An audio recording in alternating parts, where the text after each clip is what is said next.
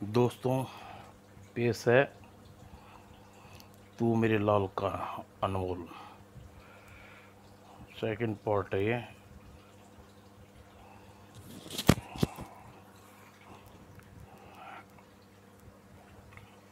प्रिय पाठकों, पिछले अंक में आपने पढ़ा डाकू चेता अपने जीवन बलिदान देकर चमन को मौत के मुंह से बचा लिया। चमन अमन का राजा बनने के सपना मैंने सजोकर कहीं दूर चला गया। इधर जालिम बख्तावर के इशारे पर पंदारा में दुर्गा की माँ के सामने रघुबूर को जिंदा जला दिया। भागे पड़े। माँ, तेरा बेटा एक बार फिर तेरा मुंह से यह सुनना चाहता है, यह सुनकर वह इतना बड़ा हुआ है तेरा बेटा। माँ, बोल दे एक बार, क्या तेरा बेटा? तू तू लाल है मेरा अनमोल, तू लाल है मेरा अनमोल। और शुरू करते हैं दोस्तों। फिर एक एक करके सब अपने घरों में रवाना हो गई। यह रह गई पेड़ पर टंगी रघुवर की जली हुई लाश और उसके निकट खड़ी दुर्गा। लंबी सुरंग से भागकर जा रहे थे वे दोनों। अब क्या होगा करण? कुछ नहीं होना चमन। हम चाहे करण प्राण ही क्यों ना चले जाएं, तुझे एक दिन अमन का राजा बनना ही होगा। और सुरंग से निकलकर किसी गांव के निकट वह खेतों में पहुंचे। अब नहीं चला जाता करण, बहुत थक गया हूँ, प्यास भी बहुत लगी है।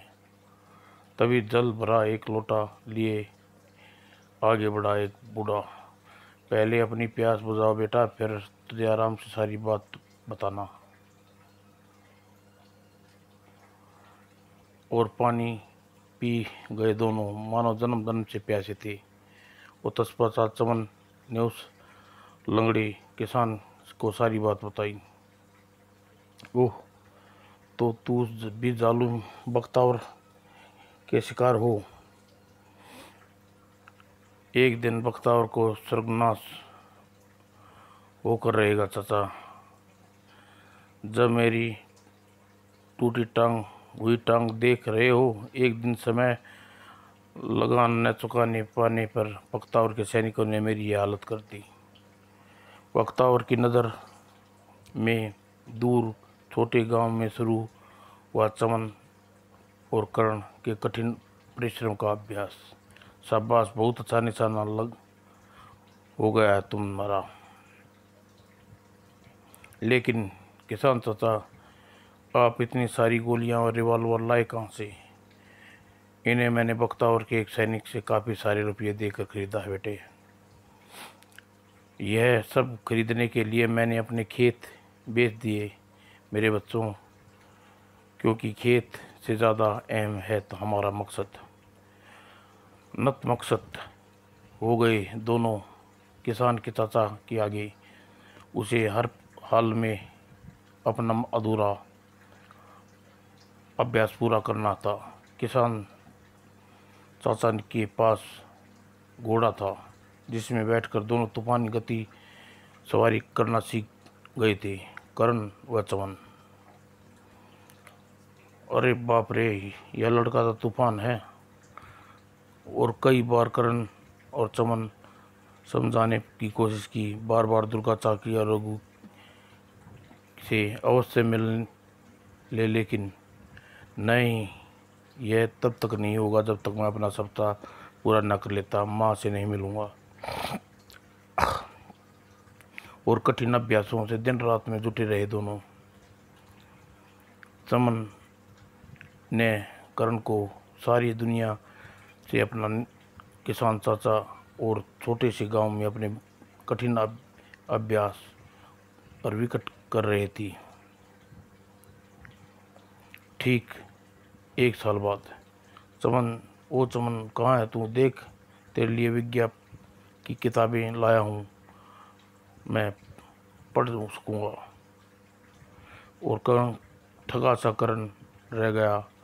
करण की आंखों से आंसू। ये क्या कर रहा है करण, तेरी आंखों से आंसू? शायद मैं भूल गया था दोस्त, आज मैं किरण का जन्मदिन है। अपना जन्मदिन हो या मरण दिन, तू अपने लिए अपने आंसू क्यों बहा रहा है? नहीं करण, मैं सच्चे दिल से प्यार करता हूँ। मैं उस अपने प्यार का तोहफा पहुंचाना चाहता हूँ।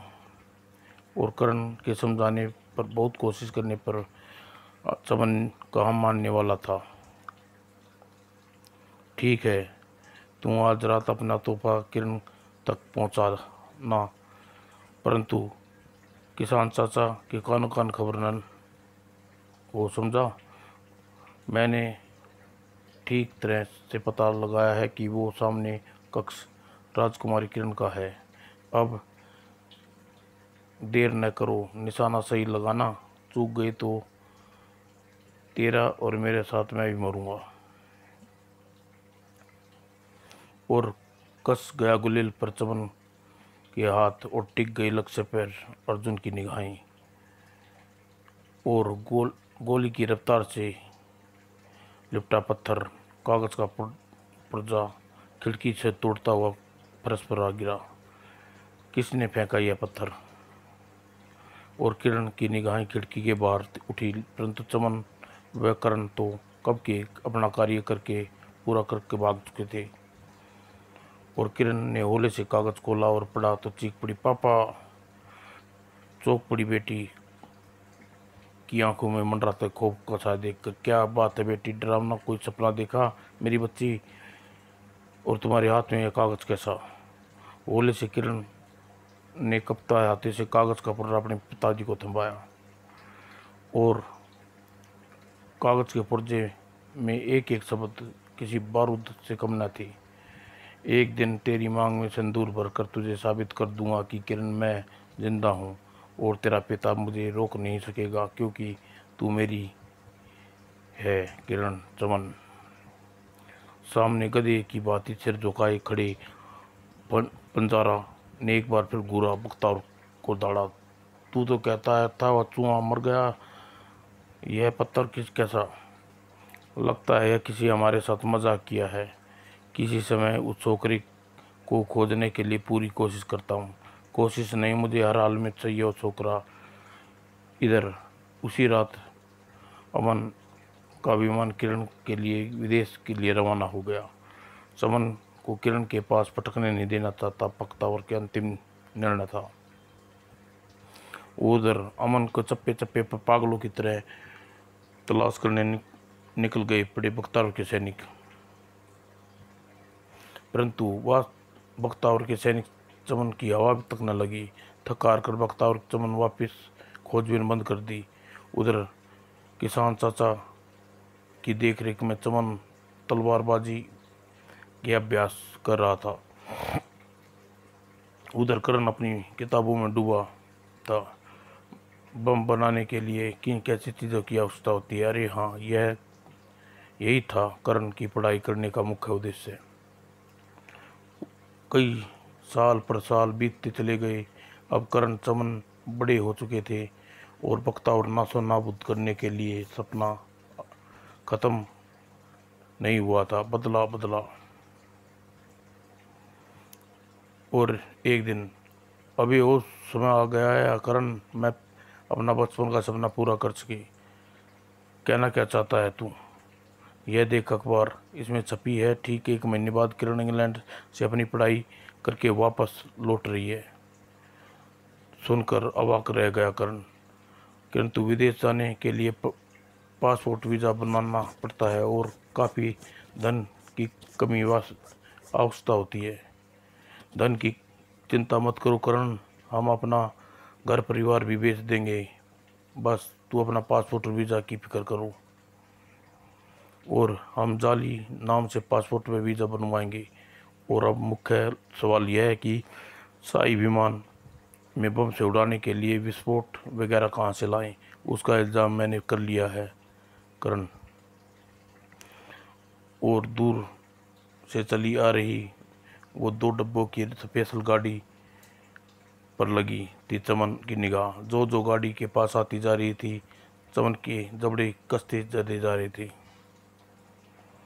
और जब ट्रेन निकट से गुजरी तो साक्षात मौत के मुंह में जैसे कार्य किया था चमन ने। बेचारा ड्राइवर जी भरकर देख भी न पाया था उस अपनी मौत को। और अब ट्रेन चलती रहेगी और ट्रेन के डिब्बे बख्तावर के सैनिकों को सपन में भी ड्राइवर के मरने का पता भी नहीं चलेगा। और ट्रेन बेता भागती जा रही थी, जबकि चमन साक्षात मौत का खेलता इंजन से जुड़े ही पहले डब्बे में पहुंच गया था और राइफल युक्त साइलेंसर युक्त राइफल निकाली और गोली से डब्बे का दरवाज़ा लटके मोटे भारी भरकम दरवाजे को तोड़ने में जरा भी देर न लगी। तड़ाक। और अब आराम से डब्बे में लदा बारूद बनाने के काम आने वाला सामान चुराने का काम कामयाब हो जाऊंगा। और डब्बे में कई प्रकार के बम बनाने के लिए पर्याप्त सामान था। कुछ चमन अपने साथ कुछ अपने लिए थोड़ा सामान निकाला और अगले क्षण सचमुच जान हथेली पे लिए डब्बे से बाहर कूद पड़ा चमन का दुर्भाग्य था। डब्बे में बैठे सैनिकों की नजर पड़ गई। अरे वो देखो, कोई डब्बे के आगे के डब्बे से कूदा है। दिमाग खराब है तेरा? क्या कोई डब्बे में कोई भूत था? अगले ही पल जंजीर लड़खड़ा कर ट्रेन रुकवाता हूँ। वो ट्रेन भागती रही और मौत के करीब और करीब। क्या बात है, ट्रेन क्यों नहीं रुक रही? बाहर कूदो। और तुरंत ही बहुत देर हो चुकी थी तब तक। यह लोकरण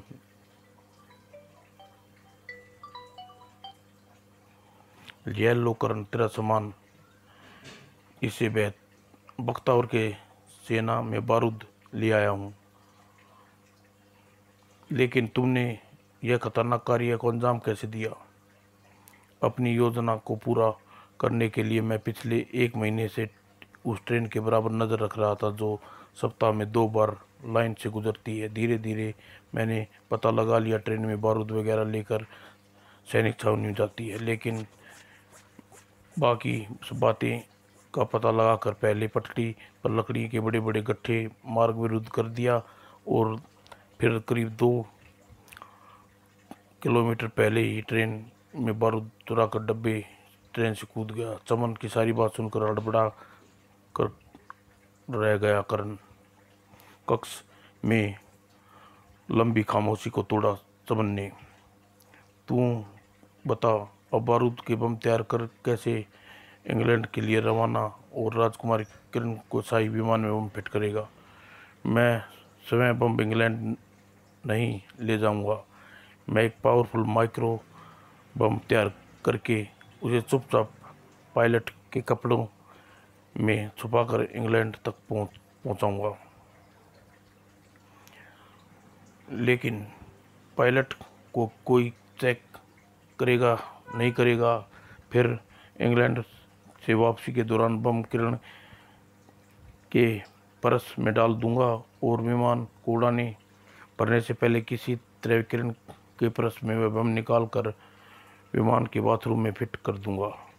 चूँकि किरण शाही यात्री होगी इसलिए उसकी तलाशी नहीं होगी, जबकि एक साधारण यात्री के तौर पर विमान में यात्रा करूंगा। वैसे तो करण, तेरी योजना सक्सेस हो थी, पर योजना को फुल प्रूफ बनाने के लिए करण चमन ने सारी योजना प्रत्येक काम जोर से पॉइंट गहरी डिस्कशन करते रहे। और अगले दिन अपने कार्य को अंजाम देने के लिए जाली पासपोर्ट और वीज़ा की मदद से इंग्लैंड रवाना हो गया करण।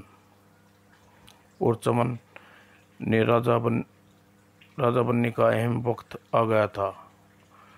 ठीक 25 दिन बाद आज विदेश से अपनी पढ़ाई पूरी कर कर लौट रही थी बख्तावर की बेटी राजकुमारी किरण। बख्तावर 15 साल बाद भी उसकी आवाज़ नई लहू जमा देने वाली गर्ज अभी भी बाकी थी और एयरपोर्ट पर सुरक्षा में तैनात इंतजाम ना थी। जी सम्राट, याद रहे पिंजरा, हमारी बेटी 15 साल बाद अमन लौट रही है। उसका ऐसा स्वागत होना चाहिए जैसे अमन में की जाए जनता बरसों याद रखे। वो देखिए सम्राट, अमन का शाही विमान आ रहा है। काश बख्तावर को मालूम होता कि 2 जोड़ी आंखें टिकी थी अमन की शहजादी के विमान पर और शाही विमान उतरी। किरण भला की खूबसूरती लग रही थी और बिल्कुल सूरज की निगाह सी हट ही नहीं रही थी। पापा, वो किरण मेरी बेटी किरण, विदेश में हमें आपकी बहुत याद आई पापा। बस बेटी अब आ गई है ना हमारे पास, आओ राजमहल चलें। और बख्तावर किरण को पिंजरा समेत एयरपोर्ट के बाहर निकलते देख रहा था और कटधारी और बख्तावर ले अपनी बेटी को जाते जाते एक बारी धमाका भी सुन ले, जो अब से कुछ ही पलों बाद होने वाला है। और अगले ही पल भयानक विस्फोट से थर्रा उठा था एयरपोर्ट का जर्रा जर्रा और रनवे पर खड़ी शाही विमान के परखचे उड़ गए थे। और विस्फोट के बाद मंच ही की ही भगदड़ मच मच मच चली थी भगदड़ और एयरपोर्ट पर घेर लिया गया जाए। किरण, जल्दी से भी कार में बैठो क्विक। और दूर ही वर्षों में काफिला राजमहल की तरफ पड़ गया था। पापा, विस्फोट कैसा? पता नहीं बेटी, हो सकता है विमान में कुछ खराबी हो गई हो। बख्तावर के दिमाग में तमाम नसें इस समय कीर्तन कर रही थी। राजमहल के कक्ष में शेर चिल्ला रहा था बख्तावर, कुछ पता लगा पिंजरा, वह विस्फोट किसने किया? रातों रात अवन की धरती पर हमारा दुश्मन कहाँ से पैदा हो गया? हमने राजधानी का कोना कोना छान मारा है सम्राट, किंतु एक भी संदिग्ध व्यक्ति हमारी नज़र में नहीं आया। तो क्या कहूँ, भूत का कारनामा कर गया? फोन टन टन टन। उधर से आने वाली आवाज़ गजब का कहर बरपा रही थी। अपने सामने रखे टीवी को ऑन कर, कुत्ते, विमान में हुए विस्फोट का जवाब तुझे खुद भी मिल जाएगा। कौन है तू? लेकिन फ़ोन कट चुका था और टीवी ऑन करते ही स्क्रीन पर और कोटधारी नजर आया। मुझे गौर से देख बख्तावर, चमन नाम है मेरा। हाँ, वही चमन जिसने 15 साल पहले चिकनचा से तेरी बेटी के सिर का मुकुट गिराया था। वही चमन जिसने 15 साल पहले अमन के राजा बनने की सौगंध ली थी। वही चमन जो आज तेरे सामने मौत बनकर खड़ा है बख्तावर। चमन अभी दुर्दर्शन केंद्र पर ही होगा, जाओ उसे पकड़ लो। जो गया सम्राट।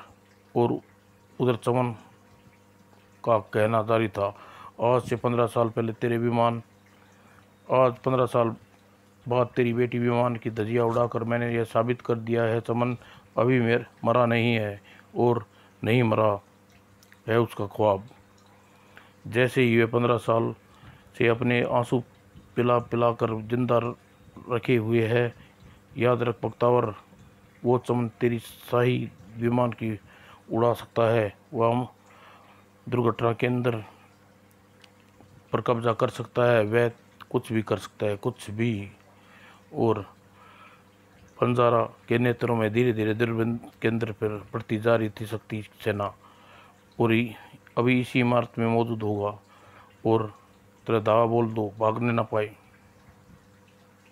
और दूरदर्शन केंद्र पर इमारत में चारों तरफ फैल गए बख्तावर के सैनिक, कुछ भी मेरे साथ अंदर चलो।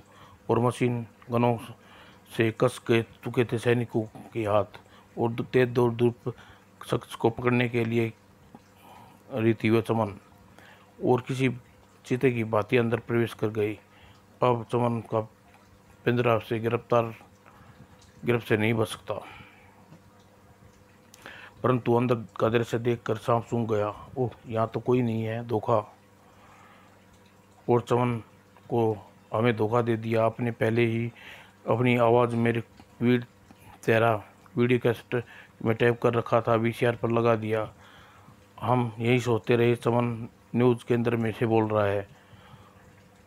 आज दूरदर्शन केंद्र का समूचा स्टाफ कहाँ है? लगता है चमन ने उनके साथ डरा धमका कर अपने वश में कर लिया है। फिर सच में चमन से मिल गए हैं। और इसी के क्षण उसने सैनिक ने आगे बढ़कर वीसीआर का स्विच ऑफ कर दिया और मानो जलजला आ गया और कड़न भेदी विस्फोट के साथ प्रकाशे उड़ गए दूरदर्शन केंद्र के और बख्तावर के सबसे विश्वसनीय सिपा सलार पिंजरा सहित सारे सैनिक के विस्फोट में मारे गए। और अमन देश का राजा अपने देश के राजा बख्तावर के गाल पर तब चमन ने ऐसा जबरदस्त करारा थप्पड़ मारा, सामने खड़े अपने हम उम्र नौजवान को बाहें में भरकर रो पड़ा। चमन, तूने कमाल कर दिया करण, कमाल कर दिया तूने। 15 वर्ष साल बाद विज्ञान की किताब पढ़कर तूने गजब का करिश्मा कर दिया। पगला कहीं का, यह सारा श्रेय मुझे दे रहा है। दरअसल इनके पीछे आला दिमाग का काम कर रहा था, वह तेरा था। चमन, तूने ही वीसीआर बम बनाने का सुझाव दिया और तूने ही मैक्सियम सेट करवाया और ऑन करने पर वह न फटे, इसलिए तुरंत ही वीसीआर का स्विच ऑफ करने पर फट जाए। तूने ही अमन की आज़ादी का वास्ता देकर दूरदर्शन केंद्र के सारे कर्मचारियों को अपनी ओर मिलाया था। तेरे कहने पर मैंने इंग्लैंड की शाही विमान में यात्रा की और सबकी नज़रों बचाकर खूबसूरत विमान में बम प्लांट किया। तूने ऐन मौके पर रिमोट से विमान की धज्जियां उड़ा दी। यहाँ तक कि इंग्लैंड की सिक्योरिटी भी यह नहीं जान सकी कि विमान में बम ले जाया जा रहा है। लेकिन यह सब तेरी बिना नहीं हो सकता था करण। और आज तूने मुझे एक प्रार्थना करता हूँ दोस्त, आज दुर्गा चाची से मिलने की बड़ी इच्छा हो रही है। न कहना 15 साल से दुर्गा चाची का क्या हुआ होगा। चमन शांति पर लौट चले। एकाक उदास हो गया। नहीं करण नहीं, तू नहीं जानता मेरी सौगंध ली है कि मैं जब तक अमन का राजा ना बन सकूं माँ से नहीं मिलूंगा। ठीक है, तू न मिल, मैं तो जा रहा हूँ अपनी दुर्गा चाची से मिलने। और शांतिपुर में खोप में आज भी वह बुढ़िया बैठी किसी की राह देख रही थी और आज भी करण उसके कंधे पर हाथ रखा। दुर्गा चाची, शोर मत करना, जाग जाएंगे, बड़ी गहरी नींद सो रहे हैं। और सो रहा है पेड़ पर करण। दुर्गा की हालत देखकर, होश में आओ चाची, रघुबर चाचा को मरे 15 साल हो चुके हैं। कब्रें कब तक कंकाल से यूं लटका रहने देगी आप? तू इसे मरा हुआ कह रहा है? ठहर, अभी जगाती हूँ इन्हें। और रो पड़े पहले अपने पति कंकाल को। उठो जी, कैसी नींद है आपकी, टूटी नहीं रही। देखिए करण आया है। और बुरी तरह रोती हुई दुर्गा, फिर तू सच कहता है करण, सचमुच आज मैं अपनी एहसास हो गया। चमन के पिता मर चुके हैं। मेरे लाल कहाँ है करण? 15 सालों तक कहाँ रहे तुम? जब डाकू चेता ने सुरंग में धकेल कर खुद बख्तावर की सेना के हाथों मारा गया, तब चमन सुरंग के अंदर भागते हुए एक गांव में पहुंचे। गांव का किसान हमारे परिवेश की हमारे मिन्नत करने पर गांव वालों ने पूरे अमन देश में बात छिपा कर रखी और अमन भावी राजा उसने गांव में ही पल रहा है। अब तू चिंता न कर चाची, बहुत जल्द ही तेरा लाल अमन का राजा बनकर तेरे सामने आएगा। और शांतिपुर का बच्चा बच्चा करण के इर्द गिर्द उमड़ गया। हम सब तुम्हारे साथ हैं करण, अब बख्तावर को सबक सिखाना ही होगा। करण बेटे, करण मेरे लाल, कह दे कि उसकी माँ का मंगलसूत्र बख्तावर के पास रखा है। मंगलसूत्र? हाँ, 15 साल पहले उदुत 15 ने मेरे गले से उतार कर ले गया था, जिसके चमन के बापू को पेड़ पर उल्टा लटका कर जिंदा जला डाला था। और तू जब मेरे लाल का अवश्य बताएगा। बताऊंगा दुर्गा चाची, अवश्य बताऊंगा। करण की आंखों में आंसू टपक रहे थे दुर्गा चाची की बातें सुनकर। अमन, लोगों को अब बख्तावर से राज्य से उछाल फेंकने का समय आ गया है। एकजुट होकर अमन सरकारी इमारत पर कब्जा कर लो। बख्तावर के सैनिकों जो मेरे साथ आना चाहते हैं उसका स्वागत है। अमन नया राजा चमन तुम्हारी राह देख रहा है। अमन अगले दिन प्रत्येक इमारत पर लगा हुए थे ये इश्तिहार, हम अमन के साथ हैं। बख्तावर, बरसों पहले बख्तावर के जुल्म की चक्की में पिसता अमन जनता पर इश्तिहारों पर अनुकूल प्रभाव डाला। दोस्तों, हम भी चमन के साथ हैं, हम भी। और यही समय था जब जालिम बख्तावर को खूंटे से उतार फेंकने का। और चमन के नाम से जैसे कोई जादू का बच्चा उसके दीवानों हो गए थे। माँ, मैं भी चाकू दे दे, मैं भी बख्तावर के खिलाफ जंग करूँगा, लड़ूंगा। और कुछ बच्चे अपनी स्कूल की इमारत पर ध्वज उखाड़ कर फाड़ दिया और स्कूल की इमारत में अमन नाम का ध्वज लहरा दिया। जय अमन, जय चमन। और बख्तावर के खिलाफ पूरे देश में विद्रोह फैल गया। इस अमन के इस इकलौते एयरपोर्ट पर अब हमारा कब्जा है। और अमन का बच्चा बच्चा जैसे चमन के पीछे पागल हो उठा था। आखिर आखिर होता भी क्यों नहीं, चमन ने शांतिपुर की मिट्टी में जन्म लिया था। इसी मिट्टी में कभी कंचे खेला करता था चमन। जय चमन, जय अमन। और शांतिपुर के गोदाम जो बरसों पहले बख्तावर की मिल्कियत था, अब अमन का नया ध्वज लहरा रहा था। और अमन की जनता के दिमाग में राजा अमन बच्चे का हीरो, राजा अमन के बच्चे बच्चे का हीरो उसी राजधानी की तरफ बढ़ रहा था। अमन का राजा आ रहा है बख्तावर। और हमेशा शेर से गर्जने वाला बख्तावर चेहरे पर मातम छाया हुआ था। सब खत्म हो गया। सम्राट अमर, प्रत्येक सरकारी इमारत, एयरपोर्ट, बैंक, अन्य महत्वपूर्ण ठिकानों पर चमन का कब्जा हो गया है। अमन की जनता के साथ राजमहल को घेर खड़ा है। क्या यह वही चमन है जिसने बचपन में कंचा मारकर मेरे सिर से शाही मुकुट गिराया था? हाँ बेटी। अगले क्षण वह कस गए किरण के। अब कुछ नहीं हो सकता पापा, यदि जीवित रहना चाहते हो तो चमन के सामने पराजय स्वीकार कर लीजिए। ओह, शायद तुम ठीक कहती हो बेटी। राजमहल में फाटक खोल दिए जाएं। वो कुछ क्षण पश्चात अपराधी का सिर झुकाए चमन के सामने खड़ा था बख्तावर। बख्तावर, तुमने पराजित हो गया। चमन, अपनी हार कबूलता हूँ। अमन, सिंहासन मुबारक हो। मुझे अमन का सिंहासन, अपनी मर्जी, अपनी माँ का मंगलसूत्र और प्यारा है बख्तावर, मेरी माँ का मंगलसूत्र चाहिए। अपनी जेब से फुर्ती से बाहर निकाली मंगलसूत्र और चमक उठी मौत का खिलौना।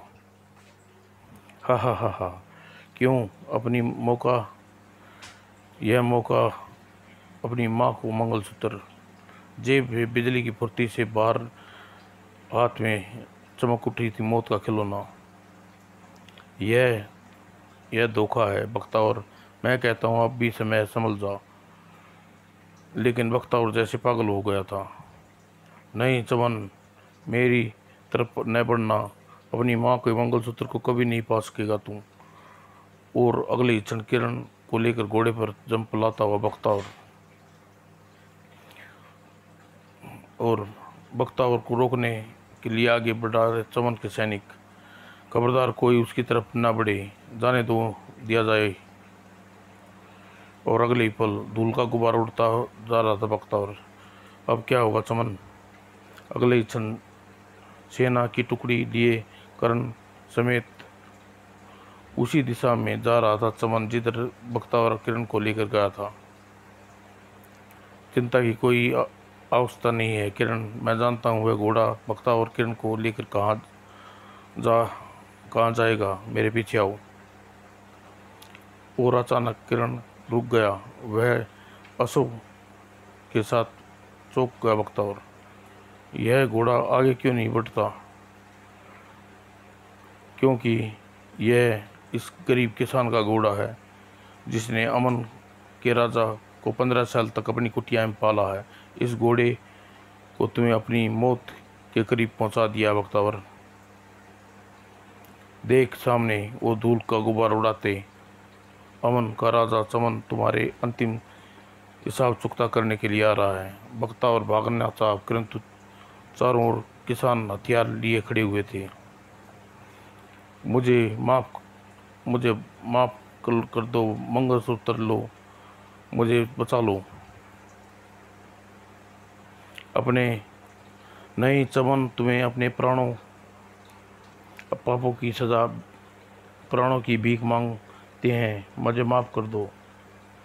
तेरा गुनाह का फैसला होकर रहेगा बख्तावर। यह मंगलसूत्र मेरे हाथ बांधे मंगलसूत्र ही अब तक मेरे हाथ बांधे हुए था। तुम्हारे पिता की गुनाह माफ करने लायक नहीं है किरण। इतना तड़पा होगी मेरी माँ। सैनिकों ने मेरे पिता को पेड़ पर उल्टा बांध कर जिंदा जला दिया था। कितना रोया था मैं जब सैनिकों ने डाकू चाचा के चिथड़े उड़ा डाले थे। क्या तुम मेरे पिताजी की ज़िंदगी वापस ला सकती हो? मेरी माँ के होठों की मुस्कुराहट ला सकती हो? मेरा डाकू चाचा, मेरा दोस्त जीवित कर सकती हो? मैं तुम्हारे बाप के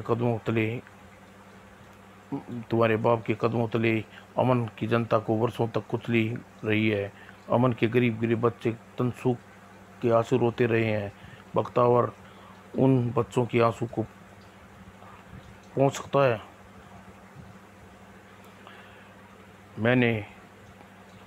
मैंने पिता ने जो गुनाह किया उसका प्रायश्चित करती हूँ चमन। मैं याद है बचपन में तुमने कहा था कि एक दिन तुम्हें हमारी मौत का कारण बनूंगी। बदले में तुमने कहा था कि एक दिन तुम्हें मेरे नाम का सिंदूर और अपने मांग में भरोगी। तुम जीत गए चमन, मैं हार गई। और अवाक सा रह गया खड़ा चमन। और अमन का बच्चा रो पड़ा जब चमन ने पेड़ पर अपनी बैठी माँ के पैर के आंसू। माँ, आ गया तेरा बेटा। हाँ, मुझे मालूम था बेटा, एक दिन तू अमन का राजा बनकर लौटेगा। ले माँ, अपना मंगलसूत्र लाया हूँ। अब यह मेरे किस काम का बेटे? अब तू इसे अपनी बीवी को पहना देना। और आगे बढ़कर पेड़ से उल्टे लटके अपने पिता के कंकाल को उतारा चमन ने। बापू का विधिवत अंतिम संस्कार करने के बाद राज सिंहासन पर बैठूंगा।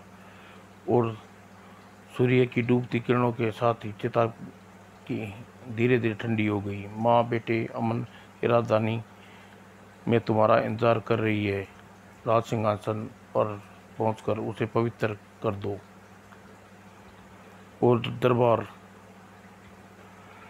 दरबार में जरा जरा अमन के जिंदाबाद के नारे से गूंज रहा था। चमन अपनी माँ के साथ दरबार में प्रवेश किया। आओ माँ, सिंहासन जिस पर बैठने का सपना तेरा लाल बचपन से देखता आया है, वह सिंहासन आज साकार हो गया। माँ, इस पर बैठने का पहला अधिकार तुम्हारा है। चमन जिंदाबाद। और अमन राज सिंहासन पर आवरूढ़ होने के बाद दुर्गा सी लग रही हो।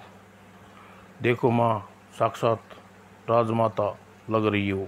आज तुम्हारा हमारा भाग्य, हमारा दोस्त चंदू जिंदा होता तो कितना खुशी से पागल हो उठता। और जब नारों का प्रभाव थम गया दुर्गा, तब बोली दुर्गा, अमन लोगों ने आज सारा अमन मेरा परिवार है। हम एक दूसरे के सुख दुख में बराबर भागीदार होंगे। आज इस खुशी के महान अवसर पर मैं सरदार की बेटी को अपनी बहू स्वीकार करती हूँ। लो चमन, यह मंगलसूत्र मेरी बहू के गले में डाल दो।